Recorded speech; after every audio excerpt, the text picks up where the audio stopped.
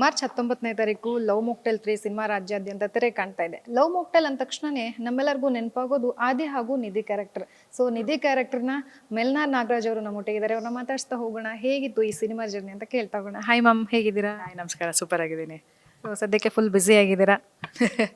So ಅಂದರೆ prepone ಆಯ್ತಲ್ವಾ release, ಅಂದರೆ ಎಷ್ಟು ನಾವು ಒಂದು 40 days 50 days ಇದೆ ಅಂತ ಸ್ವಲ್ಪ ರಿಲ್ಯಾಕ್ಸ್ ಆಗಿದ್ವಿ. ಇವಾಗ ಒಂದು ಸಡನ್ನಾಗಿ 15 ದಿನ ಇದೆ ನಂಗೆ ಅನೌನ್ಸ್ ಮಾಡಿದ್ರಿಂದ ಸ್ವಲ್ಪ ಹೆಕ್ಟಿಕ್ ಆಗಿದೆ. ಲವ್ ಮೊಕ್ಟೇಲ್ 3 ಸಿನಿಮಾ ಇನ್ನೇನು 19ನೇ ತಾರೀಕು ರಾಜ್ಯಾದ್ಯಂತ ತೆರೆ ಕಾಣ್ತಾ ಇದೆ. ಸೊ ಎಷ್ಟು ಎಕ್ಸೈಟ್ಮೆಂಟ್ ಇದೆ? ಅಫ್ಕೋರ್ಸ್ ಎಕ್ಸೈಟ್ಮೆಂಟ್ ಇದ್ದೇ ಇರುತ್ತೆ. ಸೊ ಜನರು ಇದನ್ನು ಹೇಗೆ ಒಪ್ತಾರೆ ಅನ್ನೋವಂಥದ್ದು ಎಷ್ಟು ಎಕ್ಸೈಟ್ಮೆಂಟ್ ಇದೆ? ಸಿಕ್ಕಾಪಟ್ಟೆ ಎಕ್ಸೈಟ್ಮೆಂಟ್ ಇದೆ. ಯಾಕೆಂದರೆ ಸಿನಿಮಾ ನೋಡಿದ್ದೀವಿ, ಸಿನಿಮಾ ಹೇಗಿದೆ ಅಂತ ನಮಗೆ ಗೊತ್ತು. ಒಂದು ಒಳ್ಳೆ ಪದಾರ್ಥ ಅಥವಾ ಒಂದು ಒಳ್ಳೆ ಪ್ರಾಡಕ್ಟ್ನ ರೆಡಿ ಮಾಡಿದಾಗ ಅದನ್ನು ಪ್ರೆಸೆಂಟ್ ಮಾಡುವಂಥ ಎಕ್ಸೈಟ್ಮೆಂಟ್ ಡೆಫಿನೆಟ್ಲಿ ಇದೆ ನಮಗೆ. ಸಿಕ್ಕಾಪಟ್ಟೆ ಎಕ್ಸೈಟ್ಮೆಂಟ್ ಇದೆ. ಖುಷೀಲಿದ್ದೀವಿ, ವೆಯ್ಟ್ ಮಾಡ್ತಾ ಇದ್ದೀವಿ. ಆ್ಯಂಡ್ ಆಲ್ಸೋ 3ನೇ ಭಾಗ ಆಗಿರೋದ್ರಿಂದ ಫ್ಯಾನ್ಸ್ ಕೂಡ ವೆಯ್ಟ್ ಮಾಡ್ತಾ ಇದ್ದಾರೆ. ಸೊ ಆ ಖುಷಿಯಲ್ಲಿದ್ದೀವಿ. ನಿಧಿಮಾ ಅನ್ನುವಂಥದ್ದು ತುಂಬ ಜನರ ಮನಸ್ಸಿಗೆ ಮುಟ್ಟಿರುವಂತಹ ಕ್ಯಾರೆಕ್ಟ್ರು. ಸೊ ಈ ಲವ್ ಮೊಕ್ಟೇಲ್ 3 ಹೇಗೆ ಕಾಣಲಿದ್ದೀರಾ ಅಥವಾ ಕಾಣಿಸೋದೇ ಇಲ್ವಾ ಏನು? ಇದೊಂದು ತುಂಬ ಕ್ವಶನ್ಸ್ ತುಂಬ ಜನರದ್ದಿರುವಂಥದ್ದು. ಏನು ಹೇಳ್ತೀರಾ? ಕೃಷ್ಣ ಅವ್ರು ಹೇಳಿಲ್ವಾ, ಅಂದರೆ ಇರ್ತೀನಿ ಇರಲ್ಲ, ಅದು ಹೇಳಬಾರ್ದು ಅಂತ ಒಂದಿದೆ. ಬಟ್ ಅಂದರೆ ನನ್ನ ಪ್ರೆಸೆನ್ಸ್ ಫೀಲ್ ಆಗುತ್ತೆ ಸಿನಿಮಾದಲ್ಲಿ. ಥಿಯೇಟ್ರಲ್ಲಿ ನೋಡೋದೆ. ಸೊ ನೋಡಲೇಬೇಕು ನೀವೆಲ್ಲ ಸಿನಿಮಾ ಅಂತ ಹೇಳ್ತಾ ಇದ್ದೀರಾ? ಖಂಡಿತ. ಈಗ ಲವ್ ಮೊಕ್ಟೇಲ್ 1, 2, 3 ಅನ್ನು ಕಂಪೇರ್ ಮಾಡಿದ್ರೆ ಇದರಲ್ಲಿ ತುಂಬ ಡಿಫ್ರೆನ್ಸ್ ಏನಾದರೂ ಇದೆಯಾ ಅಥವಾ ಪ್ರೇಕ್ಷಕರಿಗೆ ಏನು ಸಿಗ್ಬೋದು ಲವ್ ಮೊಕ್ಟೇಲ್ 3? ಮೂರು ಬೇರೆ ಬೇರೆ ಸಿನಿಮಾಗಳು ಅಂತ ನಾನು ಹೇಳಕ್ಕೆ ಇಷ್ಟಪಡ್ತೀನಿ. ನಾನು ಸಿನಿಮಾ ನೋಡಿರೋದ್ರಿಂದ ಇದು ತಂದೆ ಮಗಳ ಸಂಬಂಧದ ಮೇಲೆ ಹೋಗೋ ಅಂಥ ಸಿನಿಮಾ. ಹಂಗೆ ಇಟ್ಸ್ ತಂದೆ ಮಗಳ ಜರ್ನಿ. ಬಟ್ ಬಹಳಷ್ಟು ಪಾತ್ರಗಳು ಬರುತ್ತೆ, ಹೊಸ ಪಾತ್ರಗಳು ಬರುತ್ತೆ, ಹಳೆ ಪಾತ್ರಗಳು ಕೂಡ ಇವೆ. ಸೊ ಎರಡನ್ನೂ ಬ್ಲೆಂಡ್ ಮಾಡಿದ್ದೀವಿ ಸಿನಿಮಾದಲ್ಲಿ. ಎರಡು ಸಿನಿಮಾಕ್ಕೆ ಹೊರತಾಗಿ ಇದು ಬೇರೆನೇ ಫೀಲ್ ಕೊಡೋಂಥ ಸಿನಿಮಾ. ಅಂದರೆ ತುಂಬ ಎಮೋಷ್ನಲ್ ಮಾಡುತ್ತೆ. ಸಖತ್ ಸ್ಪೆಷಲ್ ಕ್ಯಾರೆಕ್ಟರ್ಸ್ ಇದೆ. ಮೊನ್ನೆ ಪ್ರೆಸ್ ಮೀಟಲ್ಲಿ ಒಂದು ಜಗ್ಗ ಅಂತ ಒಂದು ಕ್ಯಾರೆಕ್ಟರ್ನ ಇಂಟ್ರೊಡ್ಯೂಸ್ ಮಾಡಿದ್ವಿ. ಬಹಳ ಎಂಟರ್ಟೈನಿಂಗ್ ಕ್ಯಾರೆಕ್ಟರ್. ಸೊ ಬೇರೆ ರೀತಿಯಾದಂಥ ಫ್ಲೇವರ್ ಥರ ಟ್ರೈ ಮಾಡಿದ್ದೀವಿ. ಎಮೋಷನ್ಸ್ ಜೊತೆ ಪ್ಲೇ ಮಾಡಿದ್ದೀವಿ. ಸೊ ಅಂದರೆ ಅದೇ ಇವಾಗ ನಾವು ಟ್ರೇಲರ್ ಕೂಡ ಜಾಸ್ತಿ ಬಿಟ್ಕೊಟ್ಟಿಲ್ದೇ ಇರೋ ಕಾರಣ ಥಿಯೇಟ್ರಲ್ಲೇ ಬಂದು ನೋಡಲಿ ಅನ್ನೋ ಒಂದು ಇಂಟ್ರೆಸ್ಟ್ ಇದೆ ನಮಗೆ. ಸೊ ಇದನ್ನ ಶೂಟಿಂಗ್ ಹೋದಾಗ ಅಫ್ಕೋರ್ಸ್ ನಿಮಗೊಂದು ಸ್ಪೆಷಲ್ ಅನುಭವ ಅಂತ ಆಗಿರುತ್ತೆ. ಯಾಕಂದರೆ ಈಗ ಪರಿ ಇದ್ದಾಳೆ, ಅವಳ ಜೊತೆಗೆ ಈ ಶೂಟಿಂಗ್ ಎಲ್ಲ ಹೇಗಾಯಿತು? ಆ್ಯಕ್ಚುಲಿ ಸಿಕ್ಕಾಪಟ್ಟೆ ಕಷ್ಟ ಆಯಿತು ಈ ಸತಿ. ಯಾಕಂದರೆ ಆಫ್ ಸ್ಕ್ರೀನಲ್ಲಿ ಪರಿ, ಆನ್ ಸ್ಕ್ರೀನಲ್ಲಿ ಇನ್ನೊಂದು ಪಾಪು. ಸೊ ಮಕ್ಕಳನ್ನ ಹ್ಯಾಂಡಲ್ ಮಾಡೋದು ಸಿಕ್ಕಾಪಟ್ಟೆ ಕಷ್ಟ. ಸೊ ಪರಿನ ಹ್ಯಾಂಡಲ್ ಮಾಡ್ತಾ ಇದ್ದೆ ನಾನು, ಎಸ್ಪೆಷಲಿ ಫೀಡ್ ಮಾಡ್ತಾ ಇದ್ದೆ. ಆ ಪರಿಗಿನ್ನೂ 7-8 months ಇತ್ತು. ಆ್ಯಂಡ್ ಈ ಕಡೆ ಈ ಮಗು ಕೂಡ ಚಿಕ್ಕದು, 7 years ಮಗು ಅದು. ಸೊ ಮಕ್ಕಳನ್ನ ಹ್ಯಾಂಡಲ್ ಮಾಡೋದು ಸ್ವಲ್ಪ ಕಷ್ಟ ಆಯಿತು. ರೆಗ್ಯುಲರ್ ಸಿನಿಮಾಗಳಿಗಿಂತ ಇದು ತುಂಬ ಚಾಲೆಂಜಿಂಗ್ ಆಗಿತ್ತು ನಮಗೆ. ಬಟ್ ಔಟ್ಪುಟ್ ನೋಡಿದಾಗ ಖುಷಿ ಆಗುತ್ತೆ. ಅಂದರೆ ಅಷ್ಟು ಚಾಲೆಂಜಿಂಗ್ ಇತ್ತು, ಕಷ್ಟಪಟ್ಟಿದ್ದೀವಿ, ಬಟ್ ಖುಷಿ ಆಗುತ್ತೆ. ಈಗ ಏನು ಅಂತಂದರೆ ಇದರಲ್ಲೂ ಸಹ ಮಗು ಇದ್ದಾಳೆ.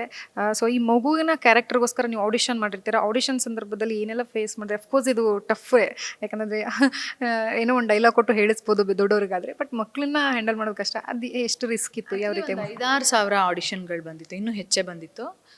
ಬಿಗಿನಿಂಗಲ್ಲಿ ಎರಡು ಮಕ್ಕಳನ್ನ ಕರೆದಾಗ ಆಡಿಷನ್ಗೆ ತಂದೆ ತಾಯಿ ಜೊತೆ ಬಂದರು ಮಕ್ಕಳನ್ನ ಆಡಿಷನ್. ಅಂದರೆ ಪೇರೆಂಟ್ಸ್ಗೆ ಹೆಂಗಿರುತ್ತೆ ಅಂದರೆ ನಮ್ಮ ಮಕ್ಕಳು ಸೂಪರ್ ಅಥವಾ ನಮ್ಮ ಮಕ್ಕಳು ಅಂತ ಎಲ್ಲ ತಂದೆ ತಾಯಿಯರು ಅದು ನ್ಯಾಚುರಲ್ ಫೀಲಿಂಗ್ ಅದು. ಸೊ 1-2 ಮಕ್ಕಳನ್ನ ಆಡಿಷನ್ ಮಾಡಿದಾಗ ನಮ್ಗೆ ಹೆಂಗಾಗೋಯ್ತು ಅಂದರೆ ಅವ್ರಿಗೆ ಇಲ್ಲ ಅಥವಾ ನೀವು ಸೆಲೆಕ್ಟ್ ಆಗಿಲ್ಲ ಅಂತ ಹೇಳಕ್ಕೆ ತುಂಬ ಮನಸ್ಸಿಗೆ ಬೇಜಾರಾಯಿತು. ಅದು ಹೇಳೋಕ್ಕಾಗಲಿಲ್ಲ. ಸೊ ಅವಾಗಿಂದ ನಾವು ಆಡಿಷನಿಗೆ ಕರೆಯೋದು ನಿಲ್ಲಿಸ್ಬಿಟ್ಟು ಫಸ್ಟು ಪಿಕ್ಚರ್ಸ್ ನೋಡಿ ವಿಡಿಯೋ ನೋಡ್ತಾ ಇದ್ವಿ. ಮಕ್ಕಳು ಮಾತಾಡೋದು ಹೇಗೆ ಮಾತಾಡ್ತಾರೆ, ಎಷ್ಟು ಆ್ಯಕ್ಟಿವ್ ಇದ್ದಾರೆ ಅಂತ. ಆಮೇಲೆ ಓಕೆ ಅವ್ರು ಲೈನ್ಸ್ ಮಾಡ್ಬೋದು, ಲೈನ್ಸ್ನ ಕಳಿಸ್ಬಿಡ್ತಾ ಇದ್ದೆ ನಾನು. ಸೊ ಲೈನ್ಸ್ ಕಳಿಸಿದ್ಮೇಲೆ ಅವ್ರು ಆಡಿಷನ್ ಕಳಿಸ್ತಾ ಇದ್ರು. ಹಾಗೆ ಬಹಳಷ್ಟು ಮಕ್ಕಳನ್ನ ನೋಡಿ ಈ ಹುಡುಗಿನ ಸೆಲೆಕ್ಟ್ ಮಾಡಿದ್ವಿ.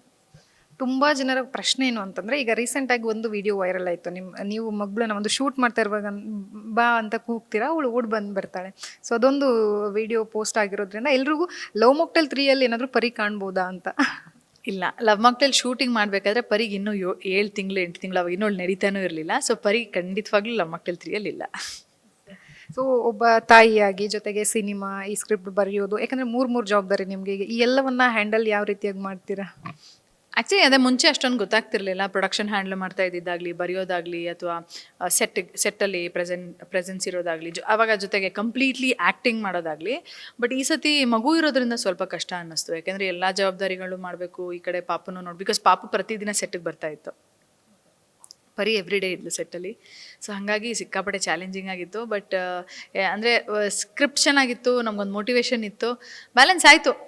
ನಮ್ಮ ತಾಯಿ ಇರ್ತಾಯಿದ್ರು ನನ್ನ ಜೊತೆಯಲ್ಲಿ ಆ್ಯಂಡ್ ಫ್ಯಾಮಿಲಿ ಇದ್ದರು. ಹಾಗಾಗಿ ಮುಗಿಸಿದ್ವಿ. ಸೊ ಸ್ಕ್ರಿಪ್ಟ್ ಬರೆಯುವಾಗ ನೀವು ಸಹ ಸರ್ಗೆ ತುಂಬ ಹೆಲ್ಪ್ ಮಾಡಿದ್ದೀರಾ ಅಂತ ಆಗಲೇ ಇಂಟರ್ವ್ಯೂ ಎಲ್ಲ ಹೇಳಿದ್ರು. ಸೊ ಆ ವೈಬ್ ಕೆಲವೊಂದು ಡೈಲಾಗ್ ಈಗ ನೀವು ಬರ್ದಿರೋದು ಸರ್ಗೆ ಇಷ್ಟ ಆಗದೆ ಇರ್ಬೋದು, ಸರ್ಗೆ ಇಷ್ಟ ಆಗದೆ ಇರೋದು ನಿಮ್ಗೆ ಇಷ್ಟ ಆಗದೆ ಇರ್ಬೋದು. ಸೊ ಆ ಒಂದು ಕಾಂಬಿನೇಷನ್ ಇರುತ್ತಲ್ಲ ಅಂಥ ಸಂದರ್ಭದಲ್ಲಿ ಯಾವ ರೀತಿಯಾಗಿ ನೀವು ಸೆಲೆಕ್ಟ್ ಮಾಡ್ತಾ ಇದ್ರಿ? ಆ್ಯಕ್ಚುಲಿ ಜೊತೆಗೆ ಕುತ್ಕೊಂಡ್ ಬರಿತೀವಿ, ಅವ್ರು ಬರ್ದು ನಾವು ಬರ್ದು ಆಮೇಲೆ ಅದನ್ನೇನು ಇದನ್ನ ಮಾಡಲ್ಲ, ಅಂದರೆ ಇದು ಮಾಡಲ್ಲ. ಬಟ್ ಯೂಶ್ವಲಿ ಜೊತೆಗೆ ಡಿಸ್ಕಸ್ ಮಾಡ್ಕೊಂಡು ಬರಿತೀವಿ. ಕೃಷ್ಣ ಅವ್ರಿಗೊಂದಿಷ್ಟು ಐಡಿಯಾಸ್ ಇರುತ್ತೆ, ನನಗೊಂದಿಷ್ಟು ಐಡಿಯಾಸ್ ಇರುತ್ತೆ. ಆ್ಯಂಡ್ ದೆನ್ ಕೃಷ್ಣ ಬರ್ದಿದ್ರೆ ಕುತ್ಕೊಂಡು ಓದ್ತೀವಿ, ಅದರಲ್ಲಿ ಏನಾದ್ರು ಕರೆಕ್ಷನ್ಸ್ ಮಾಡಿ ಭಾಳಷ್ಟು ಸರಿ ಸೀನ್ಸ್ನ ರಿರೈಟ್ ಮಾಡ್ತೀವಿ. ಒಂದು ಸೀನ ಒಂದು 50-60 ಸರಿ ಅಂತೂ ರಿರೈಟ್ ಮಾಡಿರ್ತೀವಿ. ಆ್ಯಂಡ್ ಆ್ಯಕ್ಟರ್ಸ್ ಚೂಸ್ ಆದಮೇಲೆ ಅವ್ರಿಗೆ ತಕ್ಕಂಗೆ ಒಂದು ಸ್ವಲ್ಪ ಚೇಂಜಸ್ ಅಥವಾ ಅವ್ರಿಗೇನು ಚೆನ್ನಾಗಿ ಕಾಣುತ್ತೆ, ಅವ್ರು ಪರ್ಫಾರ್ಮ್ ಮಾಡ್ತಿರೋದು ಹೆಂಗಿದೆ ಅದೆಲ್ಲ ಭಾಳಷ್ಟು ಸರಿ ರಿರೈಟ್ ಮಾಡೋದ್ರಿಂದ ಅಂದರೆ ಇಬ್ಬರು ಓಕೆ ಅಂದು ಇಬ್ಬರು ನಮಗೆ ಸ್ಯಾಟಿಸ್ಫೈ ಆದಮೇಲೆ ಅದನ್ನು ಸೀನ್ನ ಓಕೆ ಮಾಡೋದು ನಾವು. ಸೊ ಪ್ರತಿಯೊಂದು ಸಿನಿಮಾದಲ್ಲೂ ಸಹ ಒಂದು ಹೊಸತನ ಅನ್ನುವಂಥದ್ದು ಕೊಡ್ತಾ ಇದ್ದೀರಾ. ಲವ್ ಮೊಕ್ಟೈಲ್ 1, 2 ಆಗಿರ್ಬೋದು, ಇದು 3ಯಲ್ಲೂ ಸಹ ಹೊಸತನ ಅನ್ನುವಂಥದ್ದು ಸಡನ್ ಆಗಿ ಜನರಿಗೆ ಮುಟ್ಟುವಂಥದ್ದು ಏನಿರ್ಬೋದು, ಅಥವಾ ಸಾಂಗ್ ಆಗಿರ್ಬೋದು, ಡೈಲಾಗ್ ಆಗಿರ್ಬೋದು, ಅದರಲ್ಲಿ ಸೆಲೆಕ್ಟ್ ಮಾಡೋದಾದ್ರೆ ಯಾವುದಿರ್ಬೋದು? ಸಾಂಗ್ಸ್ ಕೂಡ ತುಂಬ ಫ್ರೆಶ್ ಆಗಿದೆ, ತುಂಬ ಹಿಡಿಸುತ್ತೆ ಸಾಂಗ್ಸ್. ಆದರೆ ಕೇಳ್ತಾ ಕೇಳ್ತಾ ಜೊತೆಗೆ ಸಿನಿಮಾ ನೋಡಿದ್ಮೇಲಂತೂ ಸಿಕ್ಕಾಬಟ್ಟೆ ಹಿಡಿಸುತ್ತೆ ಸಾಂಗ್ಗಳು.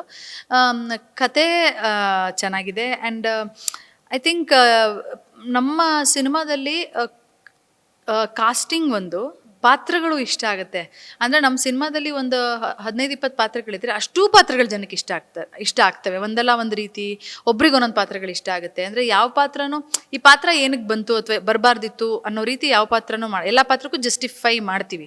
ಸೊ ಹಾಗಾಗಿ ಪಾತ್ರಗಳು ಬಹಳ ಇಷ್ಟ ಆಗುತ್ತೆ ಎಲ್ರಿಗೂ.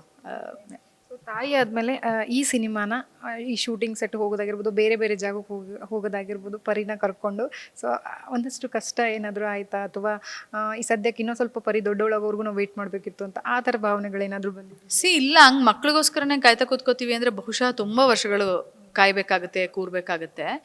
ಇದು 2 ಥರ ಇರುತ್ತೆ. ಒಂದು ಕಂಪ್ಲೀಟಾಗಿ ಆ್ಯಂಡ್ ಮಕ್ಳ ಜೊತೆನೇ ಇರ್ತೀವಿ ಅಂತ ಅಂದರೆ ನಮ್ಮ ಟೈಮ್ ಕೂಡ ಮುಗ್ದೋಗ್ತಾ ಇರುತ್ತೆ ಅಲ್ವಾ. ಅಂದರೆ ನಮ್ಮ ಟೈಮ್ಗಳು ಕೂಡ ವರ್ಷಾನುಗಟ್ಲೆ ಮುಂದಕ್ಕೆ ಹೋಗ್ಬಿಡುತ್ತೆ. ಮಾಡಲೇಬೇಕು ಅಂತ ಒಂದು ಮೈಂಡಲ್ಲಿ ಕನ್ವಿಕ್ಷನ್ ಇದ್ದಾಗ ಮಕ್ಕಳಿದ್ರೆ ಜೊತೆಗೆ ನಡೆದೋಗುತ್ತೆ. ಅಂದರೆ ನಾವು ಅದಕ್ಕೆ ನೆಸೆಸರಿ ಅರೇಂಜ್ಮೆಂಟ್ಸ್ ಮಾಡ್ಕೋತೀವಿ. ಈಗ ನನಗೆ ಬರೀ 6 ಮಂತ್ಸ್ ಇದ್ದಾಗ ಈ ಸಿನಿಮಾ ಟೇಕ್ ಆಫ್ ಮಾಡಿದ್ದು, ಇವಾಗ ಒಳಗೆ 1.5 ವರ್ಷ ಸಿನಿಮಾ ರಿಲೀಸ್ ಆಗ್ತಾ ಇದೆ. ನಾವು ಮಾಡ್ದಲ್ಲೇ ಇದ್ದಿದ್ರು ಟೈಮ್ ಕಳೆದೋಗ್ತಾ ಇತ್ತು. ಸೊ ಹಾಗಾಗಿ ನಮಗೆ ಬೇಸಿಕಲಿ ನನಗೂ ಕೃಷ್ಣವ್ರಿಗೂ ಟೈಮ್ ವೇಸ್ಟ್ ಮಾಡೋಕ್ಕೆ ಇಷ್ಟ ಆಗಲ್ಲ.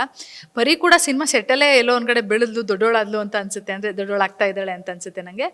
ಬಟ್ ಕೆಲಸದಲ್ಲಿ ಖುಷಿ ಇದ್ದಾಗ ಅದು ಕಷ್ಟ ಅನ್ಸಲ್ಲ ಅಂತ ನನ್ನ ಅನಿಸಿಕೆ. ಸೊ 19ನೇ ತಾರೀಕು ಟಾಕ್ಸಿಕ್ ಸಿನಿಮಾ ಬರಬೇಕಾಗಿತ್ತು, ಬಟ್ ಅದು ಕ್ಯಾನ್ಸಲ್ ಆಯಿತು. ಎಲ್ಲೋ ಒಂದು ಕಡೆ ಮಾರ್ಚ್ 19ನೇ ತಾರೀಕು ಏನೋ ಲವ್ ಮೊಕ್ಟೈಲ್ 3 ಬರ್ತಾ ಇದೆ. ಸೊ ಅದು ಕ್ಯಾನ್ಸಲ್ ಆಗಿರೋದು ನಿಮ್ಗೆ ಏನಾದ್ರು ಎಷ್ಟು ಪ್ಲಸ್ ಪಾಯಿಂಟ್ ಆಯಿತು? ಹೇಗೆ ನೀವು ರೀಚ್ ಆಗ್ತೀನಿ ಅನ್ನೋಂಥದ್ದು ನಿಮಗೆ? ಒಂದು ಕನ್ನಡ ಅಭಿಮಾನಿಗಳಾಗಿ ಟಾಕ್ಸಿಕ್ ಚಿತ್ರಕ್ಕೆ ನಾನು ಕಾಯ್ತಾ ಇದ್ದೆ. ಬಟ್ ವಾರ್ ಸಿಚುವೇಶನ್ ಅದೆಲ್ಲ ಒಂಥರ ಅನ್ಪ್ರಿಡಿಕ್ಟಬಲ್ ಸಿಚುವೇಶನ್ಸ್ ಅಲ್ವಾ, ಯಾರು ಅದನ್ನು ಗೆಸ್ ಮಾಡೋಕ್ಕಾಗಲ್ಲ. ಅವ್ರು ಮುಂದಕ್ಕೆ ಹೋಗಿರೋದ್ರಿಂದ ಬಹಳ ಒಳ್ಳೆ ಜಾಗ ಅದು. ಯಾಕಂದರೆ ಹಬ್ಬ ಇರೋದ್ರಿಂದ ರಜೆಗಳಿದೆ, ರಂಜಾನ್ ಇದೆ, ಯುಗಾದಿ ಇದೆ, ಸಂಡೇ ಇದೆ, ಲಾಂಗ್ ವೀಕೆಂಡ್ ಇದೆ. ಮೊದಲನೇದು. ಎರಡನೇದೇನು ಅಂತ ಅಂದರೆ ಅವ್ರು ಆ ಜಾಗದಲ್ಲಿ ಅವ್ರು ಇಲ್ಲ ಅಂದ ತಕ್ಷಣ ನಾವು ಹೋಗೋಕ್ಕಾಗಲ್ಲ. ನಾವು ಪ್ರಿಪೇರ್ಡ್ ಆಗಿರಬೇಕು, ರೆಡಿ ಇರಬೇಕು, ಸಿನಿಮಾ ಪ್ರಾಡಕ್ಟ್ ರೆಡಿ ಇರಬೇಕು, ಮಾರ್ಕೆಟಿಂಗ್ ಪ್ಲ್ಯಾನ್ ಸ್ಟಾರ್ಟ್ ಆಗಿರಬೇಕು.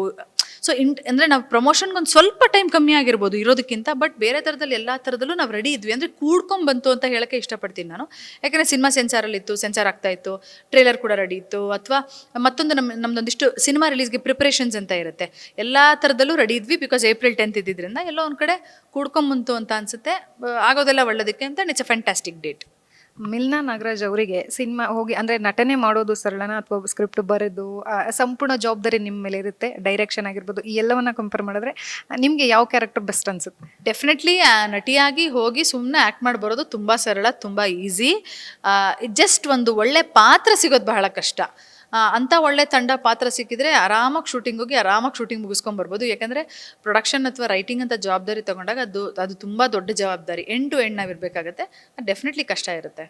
Love mocktail 1, love mocktail 2, love mocktail 3 ಈ 3 ಚಿತ್ರದಲ್ಲೂ ಸಹ ಒಂದೊಂದು ಅನುಭವ ಖಂಡಿತವಾಗಿ ಆಗಿರುತ್ತೆ. ಸೊ 3 ಚಿತ್ರದಲ್ಲಿ ಅಂದರೆ 3 1, 2, 3 ಏನೇನೆಲ್ಲ ಅನುಭವಗಳಾಗಿದ್ದಾವೆ? ಅಯ್ಯೋ, ಭಾಳಷ್ಟು ಅನುಭವಗಳಾಗಿದೆ, ಭಾಳಷ್ಟು ಕಲ್ತಿದ್ದೀವಿ. ಸೊ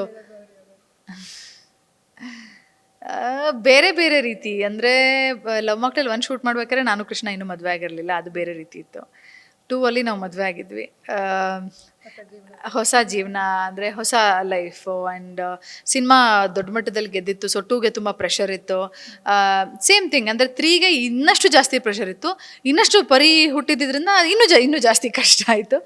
ಸೊ ಎಲ್ಲದೂ ಒಂಥರ ಬಹಳ ಒಳ್ಳೆ ಅನುಭವ. ಆ್ಯಂಡ್ ಖುಷಿ ಜಾಸ್ತಿ ಇದೆ ರಿಲೀಸ್ಗೆ ಅಂತ ಹೇಳ್ಬೋದು. ಸೊ ನಿಮಗೆ ಈಗ ಮುಂದಿನ ಏನೆಲ್ಲ ಪ್ಲಾನಿಂಗ್ಸ್ಗಳಿದಾವೆ, ಯಾವೆಲ್ಲ ಚಿತ್ರದಲ್ಲಿ ತಾವು ಕಾಣಿಸ್ಕೊಳ್ಳೋದಕ್ಕೆ ಪ್ರಿಪೇರ್ ಆಗ್ತಾ ಇದ್ದೀರಾ, ಅಥವಾ ಏನೆಲ್ಲ ಪ್ಲಾನಿಂಗ್ಸ್ಗಳು ನಡೀತಾ ಇದೆ? ಈಗ ಪರಿ ಆದಮೇಲೆ ಆರಾಮ್ ಅರವಿಂದ್ ಸ್ವಾಮಿ ಅಂತ ಒಂದು ಸಿನಿಮಾ ರಿಲೀಸ್ ಆಯಿತು. ಅದಾದ ನಂತರ ಇವಾಗ ಬೆಲ್ಲ ಅಂತ ಒಂದು ಸಿನಿಮಾ ಸೈನ್ ಮಾಡಿದೆ, ಒಂದು ಸ್ಕೆಡ್ಯೂಲ್ ಶೂಟಿಂಗ್ ಆಗಿದೆ. ಅದಾದಮೇಲೆ ನಾನು ಯೂಶ್ವಲಿ ನಮ್ಮ ಪ್ರೊಡಕ್ಷನಲ್ಲಿ ಸಿನಿಮಾ ನಡಿಬೇಕಾದ್ರೆ ಸಿನಿಮಾ ಸೈನ್ ಮಾಡಲ್ಲ, ಯಾಕೆಂದರೆ ಬಹಳಷ್ಟು ಕೆಲಸ ಇರುತ್ತೆ. ನಾನು ಶೂಟಿಂಗ್ ಹೋದರೆ ಕೆಲಸಗಳಾಗಲ್ಲ ಇಲ್ಲಿ ಅಂತ. ಸೊ ಇವಾಗ ಲವ್ ಮಾಕ್ಟೇಲ್ ಮುಗಿದಿದೆ, ಇನ್ನೇನು ತೆರೆ ಕಾಣುತ್ತೆ ಅದ್ರ ನಂತರ. ಬಟ್ ಕತೆಗಳು ಕೇಳ್ತಾ ಇದ್ದೀನಿ, ಅದು ಮುಗಿದ ನಂತರ ಸೈನ್ ಮಾಡ್ತೀನಿ. ಸೊ ಇದರಲ್ಲಿ ಹೇಳಿದಿರಾ ಇದು ಕೊನೆಯ ಅಧ್ಯಾಯ ಅಂತ ಹೇಳಿ, ಆಲ್ಮೋಸ್ಟ್ ಎಲ್ರಿಗೂ ಕ್ಲೂ ಕೊಟ್ಟಿದ್ದಾರೆ. ಬಟ್ ಆದರೂ ಒಂದು ಡೌಟ್ ಇರೋದು, ಮತ್ತೆ ಎಲ್ಲಿ ಇದನ್ನ ಕಂಟಿನ್ಯೂ ಮಾಡೋ ಚಾನ್ಸಸ್ ಇದೆಯಾ? ಏನಾದರೂ ಲವ್ ಮಾಕ್ಟೇಲ್ 4 ಬರುವಂಥ ಸಾಧ್ಯತೆ ಇದೆಯಾ ಅಂತ? ಇಲ್ಲ, ನಮಗೆ ಪ್ರಾಡಕ್ಟ್ ಬಂದಿರೋಂಥ ರೀತಿ ಬಹಳ ಖುಷಿ ಕೊಟ್ಟಿದೆ. ಸೊ ನಮಗೆ ಖುಷಿ ಇದೆ, ಅಂದರೆ ಸಾಕು, ಅಂದರೆ ಮುಗಿಸೋಣ ಇದು ಕೊನೆಯ ಅಧ್ಯಾಯ ಅಂತ ಕೃಷ್ಣ ಅವರು ಟ್ರೇಲರಲ್ಲಿ ಹೇಳಿರೋ ಹಾಗೆ ರೌಂಡ್ ಅಪ್ ಮಾಡೋಣ. ನಮಗೆ ಖುಷಿ ಕೊಟ್ಟಿದೆ, 3 ಸಿನಿಮಾ ಯಾವ ರೀತಿ ಶೇಪಪ್ ಆಗಿದೆ, ನಮಗೆ ಬಹಳ ಖುಷಿ ಇರೋದ್ರಿಂದ ಸಾಕು ಅಂತ ಅಂದ್ಕೊಂಡಿದ್ದೀವಿ. ಮುಂದಿನ ಗೊತ್ತಿಲ್ಲ, ಬಟ್ ಸದ್ಯಕ್ಕಂತೂ ಮುಗಿಸ್ತಾ ಇದ್ದೀವಿ. ಸೊ ಕೊನೆಯದಾಗಿ ಏನು ಅಂತಂದರೆ 19ನೇ ತಾರೀಕು ನಿಮ್ಮ ಸಿನಿಮಾ ರಿಲೀಸ್ ಆಗ್ತಾ ಇದೆ. ಕರುನಾಡಿನ ಜನತೆಗೆ ಏನು ಹೇಳ್ತೀರಾ? ಲವ್ ಮಾಕ್ಟೇಲ್ 1 ಮತ್ತು 2 ಸಿನಿಮಾಗಳಿಗೆ ಬಹಳ ಪ್ರೀತಿ ಕೊಟ್ಟಿದ್ದಾರೆ, ಸಿನಿಮಾ ನೋಡಿದ್ದಾರೆ, ನಮ್ಮನ್ನು ಹರಿಸಿದ್ದಾರೆ, ಜೊತೆಗೆ ನಮ್ಮನ್ನು ಫಾಲೋ ಮಾಡ್ತಾರೆ, ಪ್ರೀತಿಸ್ತಾರೆ. ಎಷ್ಟು ಥ್ಯಾಂಕ್ ಯು ಹೇಳಿದ್ರು ಸಾಕಾಗಲ್ಲ. ಐ ಥಿಂಕ್ 3 ಕೂಡ ಹಾಗೆ ವೆಯ್ಟ್ ಮಾಡ್ತಾ ಇದ್ದಾರೆ. ಬಂದು ಸಿನಿಮಾ ನೋಡಿ ಸಿಕ್ಕಾಪಟ್ಟೆ ಖುಷಿ ಪಡ್ತೀರಾ. ಅಂದರೆ ಹಬ್ಬದ ಸೀಸನ್ಗೆ ಒಂದು ಒಳ್ಳೆಯ ಕನ್ನಡ ಸಿನಿಮಾ, ಆಮೇಲೆ ಫ್ಯಾಮಿಲಿ ಜೊತೆ ಕೂತ್ ನೋಡೋ ಸಿನಿಮಾ ಇದು. ಯೂಶ್ವಲಿ ಹೇಳ್ತಾರಲ್ಲ, ಅಯ್ಯೋ ನಮ್ಮ ತಂದೆ ತಾಯಿ ತಾತಾಜಿ ಕರ್ಕೊಂಡು ಹೋಗ್ಬೇಕು ಅಂದರೆ ಸಿನಿಮಾಗಳೇ ಇರಲ್ಲ ಅಂತ. This is definitely that film. ಕರ್ಕೊಂಡು ಹೋಗಿ ಡೆಫಿನೆಟ್ಲಿ ಖುಷಿ ಆಗುತ್ತೆ. Thank you. ಸೊ ನೋಡಿದ್ರಲ್ಲ, ಇದಿಷ್ಟು ಮಿಲ್ನಾ ನಾಗರಾಜ್ ಅವರ ಮಾತಾಗಿರುವಂಥದ್ದು. ಕ್ಯಾಮ್ರಾ ಪರ್ಸನ್ ಗುರುರಾಜ್ ಜೊತೆ ಲಕ್ಷ್ಮೀ ಬಾಗಲಕೋಟಿ, ಅಶ್ವಗ ನ್ಯೂಸ್, ಬೆಂಗಳೂರು.